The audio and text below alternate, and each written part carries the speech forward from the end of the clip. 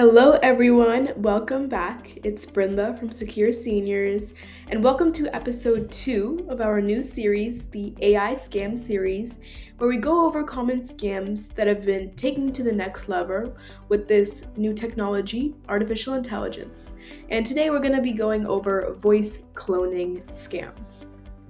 So, this is an example of how voice cloning scams look. It is basically when you get a phone call and it sounds like one of your loved ones. So we can see on the right, it's an individual getting their phone call, and on the left, the scammer changes their voice to sound like a loved one. So, the definition, it's when scammers use artificial intelligence, which is what we learned about, the technology we learned about in the previous episode, to copy an individual's voice. And the voice is taken from videos or social media, and the scammers input all those samples of the voices into this technology, and the technology produces a voice that sounds exactly like your loved one. And they often call pretending to be in trouble and ask for money or personal information. Now, here's some tips to remember if you think you are being encapsulated in this scam. First of all, the call feels urgent or emotional.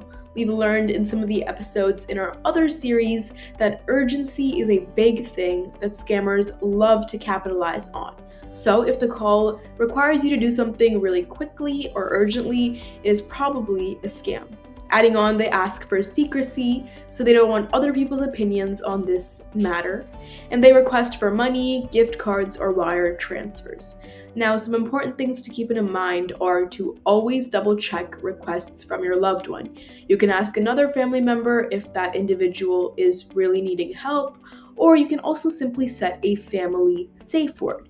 This is a new technique that helps you battle against these scams. It's when you and your family has a common word. For example, your family's word can be pumpkin, and let's say you get a call. If you pick up and you ask them, and it sounds like a loved one, and they're asking for money, you start to think it's a scam, you can ask them and say, what is our family safe word? And if they don't say the word pumpkin, then you know that that is not actually your family member.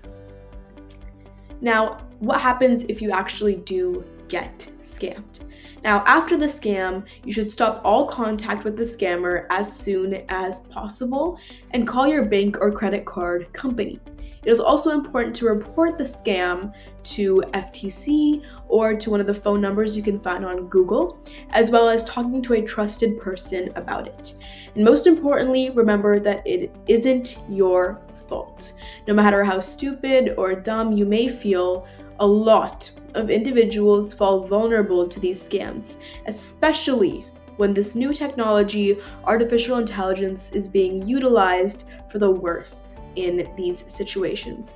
So it's important to take a step back and really analyze the next steps to take instead of feeling like it is your fault, which it is absolutely not.